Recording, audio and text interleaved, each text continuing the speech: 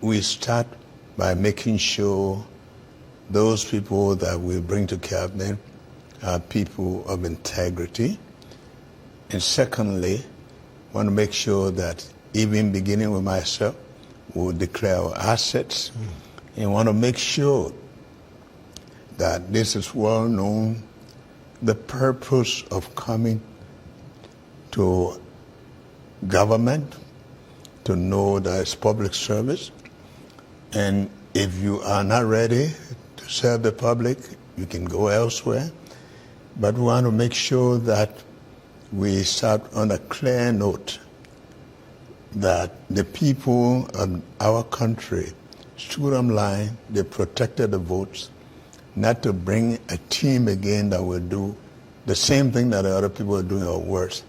So it's a clear message, declare your asset, make sure that we are prepared to audit the outgoing government so that they tell the Liberian people of their stewardship, and to make sure that we start on a footing where people know that they come to serve the public and not themselves. If they don't understand that, they actually fall where it may. Mr. President-elect, you talked about asset declaration starting from yourself and the people who work with you, as well as the outgoing administration. How do you plan to avoid the semblance of targeting people? Because some people will say these are politically motivated to tarnish their reputation or to go against them, people from certain tribes or specific parts of the country. How do you plan to avoid this? We are aware of that. And when we talk about auditing, it's not going to be a Liberian auditing. We want to make sure that our international partners work with us for a public tender, for competent and renowned auditing firm that will be qualified at an international level to make sure they come on board to do that. We are aware of people saying witch hunting, but I don't think it's witch hunting when you have to account for your stewardship, but it has to be done in a way that is well-established, entity with reputation, to make sure that it audits and make sure that it reports to the public the findings. Well, sometimes people say that politicians make lofty promises when they are campaigning, but when it gets to governance, it becomes different. What would be different? Assuming allies of yours, family members of yours, or people who are close to you, family members, are accused of corruption during your administration, Mr. President-elect, how do you plan to tackle this specifically? I'm not coming new to government. Right. Although in different positions, I ran a public corporation that was credible. And I can tell you that I come to work not with friendship. I have friends, but there is a clear line of demarcation between friendship, family, and managing.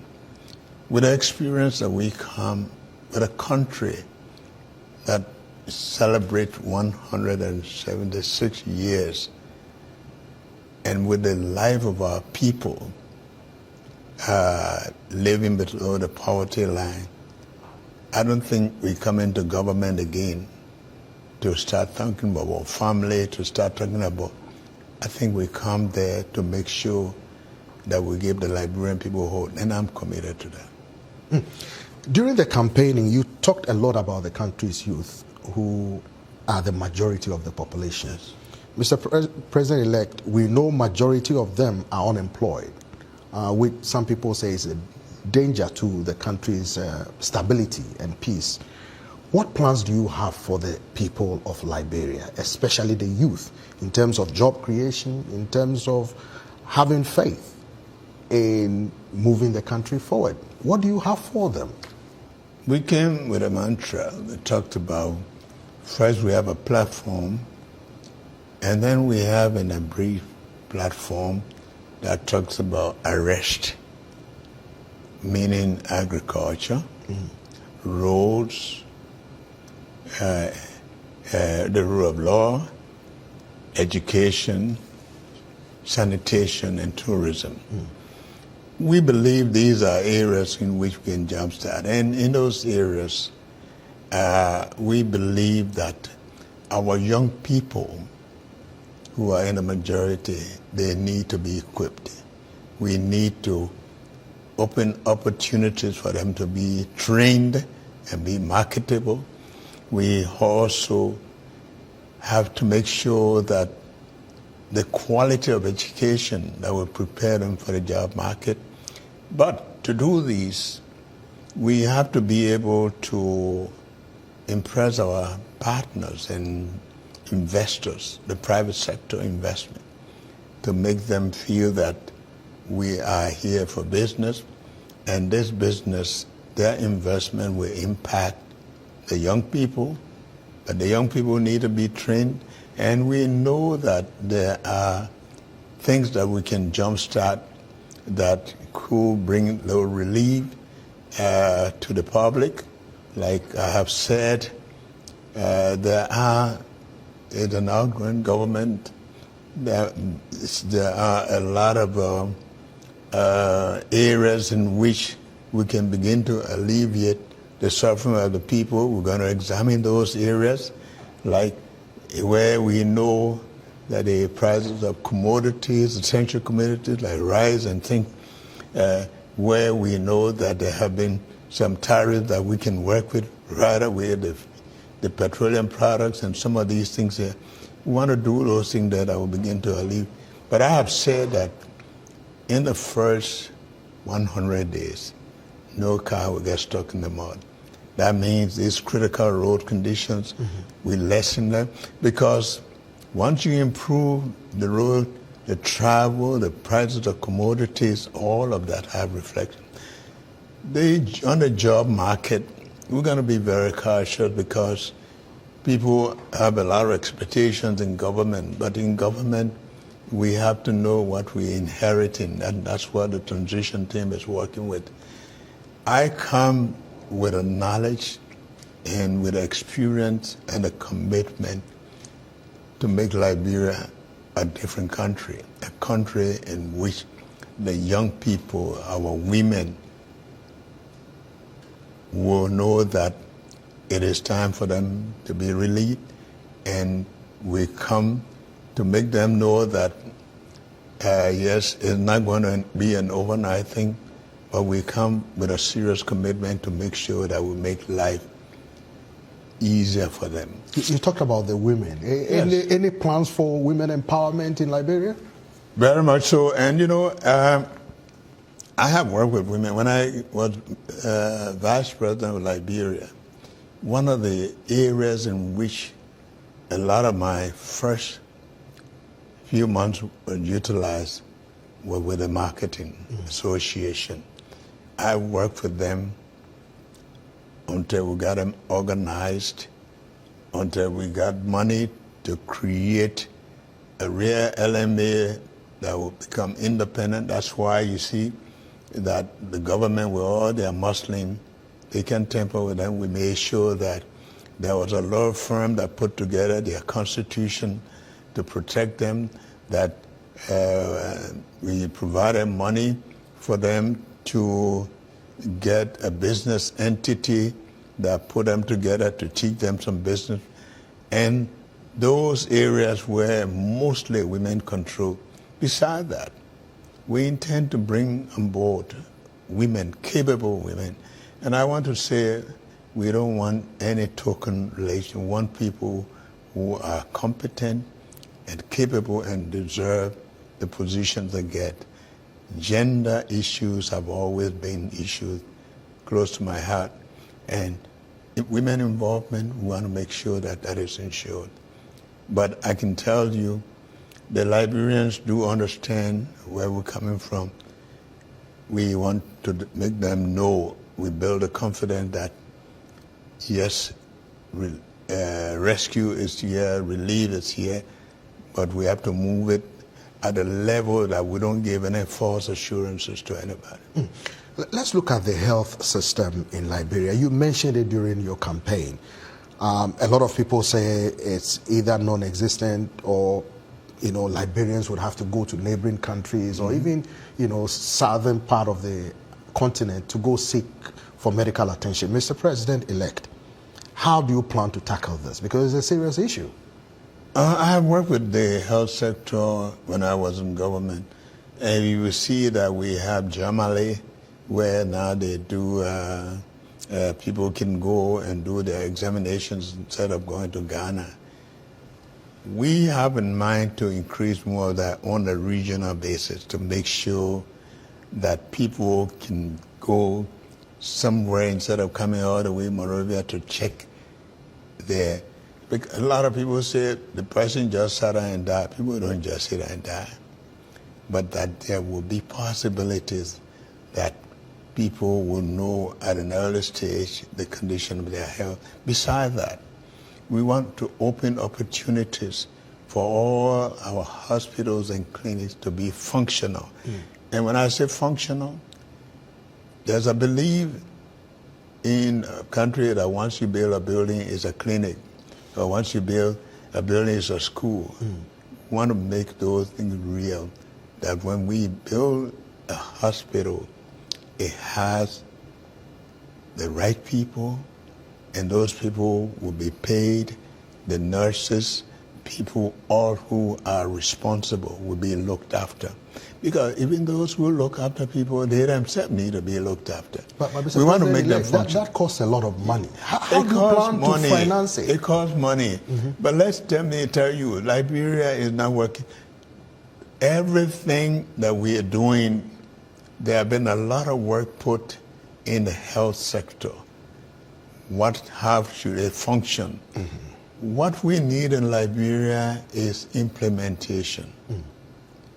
We're not beginning as a new country. Everything is on paper.